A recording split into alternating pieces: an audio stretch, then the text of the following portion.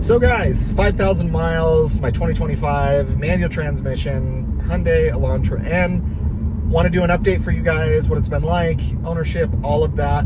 Let's go ahead and tackle miles per gallon. I'll throw up on the screen for you guys. I just barely crossed over the 5,000 mark and show you guys exactly where I'm at.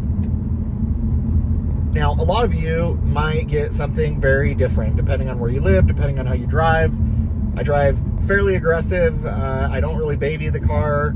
I do several pulls with it, but don't drive a lot on the freeway. So mainly a lot of my driving is in the city. So you probably can do better than this. You can probably easily get over 30 miles per gallon on a road trip. I think when I did mine up to Idaho, can't remember the exact mileage, but I wanted to say I was like 28, 29, 30, maybe 31. So you definitely can get in the 30s cruising down the freeway on this if you really kind of put in 6th gear, stay out of boost, and just go really easy. But 5,000 miles later, I know, kind of lame. I don't put a lot of miles on my cars. I don't go a lot of places, but here I am, 5,000 miles, and it's taken me over 10 months now to finally achieve that. So 5,000 miles later, nothing really a whole lot new to report with the car. I'm still having kind of that smaller issue when the car's been sitting for a few days, and I've shared this in other videos where I started up. Kind of feels like the AC or the starter, something's not engaging right, and it kind of grinds and kind of is really weak to start. It doesn't do that all the time though. It's very intermittent. I've covered that kind of in depth in a lot of my other videos, and yeah, nothing really a whole lot to report there. I will say at 5,000 miles, I am due right now for my first oil change. I'll bring you guys along for that experience and what that's like. I am starting to notice my front tires definitely need rotated, and I don't know how much more I'm going to get out of those necessarily. I mean, they're still fine, but definitely have a decent amount of wear from it being a front wheel drive car. And this car, what surprises me is how well this car puts down the power and doesn't wheel hop, and really just kind of keeps the power, just really keeps the car grounded. And that, I think, is what I really enjoy about it, because a lot of you, when you're buying a front wheel drive car, it's what you guys kind of gripe about is, I don't want front wheel drive, I want something that's rear wheel drive. But Hyundai's done a phenomenal job in wheel hop and making sure that all of that works great. Really nothing else to report on. I do think, once again, the piano black and the interior shows its age pretty quick. Cup holders, from people using it, get scratched up and different things. Very normal, but normal wear and tear stuff.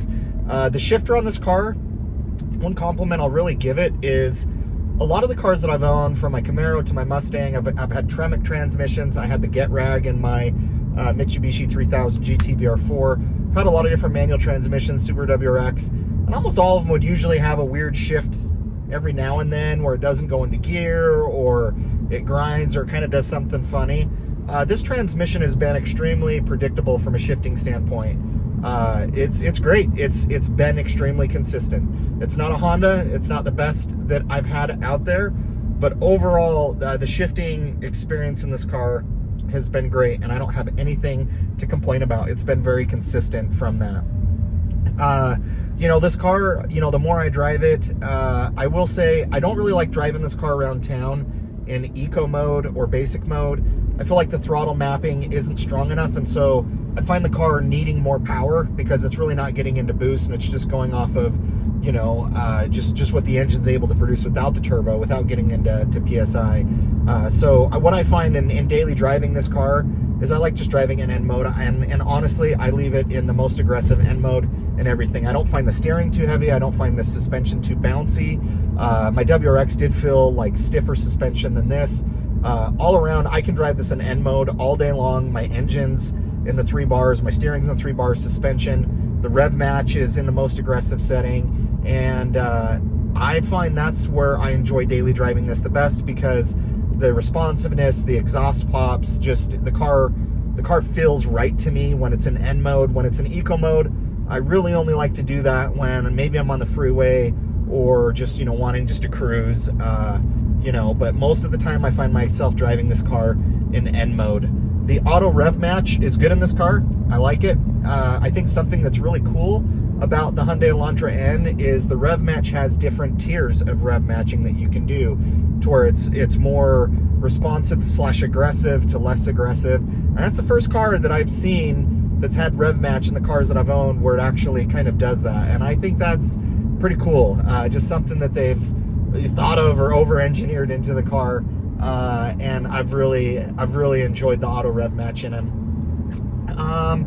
You know, I don't really have a whole lot else to say. The wired Apple CarPlay works great. What I find with a lot of cars is in the wireless is when you have issues, and I've had issues in a lot of my cars with it. You know, the infotainment in this car, or kind of mainly the infotainment, the tech, I don't find it always the easiest to navigate. There's a lot of menus and a lot of different things, and you know, sometimes I'm still kind of, okay, where is that at? Where is this at? And you kind of have to go through menu on menu. I wish it was maybe a little bit more simplistic, maybe a little bit more straightforward, but that's just me overall. I did have kind of a small revving issue with the car where I was just sitting in the parking lot and the car didn't want to stabilize in terms of RPM. Haven't really noticed it doing it that much lately, so really not that much of a problem. Creaks and rattles, I will say, is I've now at 5,000 miles, starting to notice just maybe a little bit smaller kind of creaks, rattles, but nothing out of the normal or out of the ordinary. It's been really good for the most part, and yeah, nothing really too crazy. I have had, you know, some, I hit a pothole and broke my plastic skid plate underneath the transmission and engine. I've noticed that I've seen a lot of other end owners comment about that when they hit a pothole.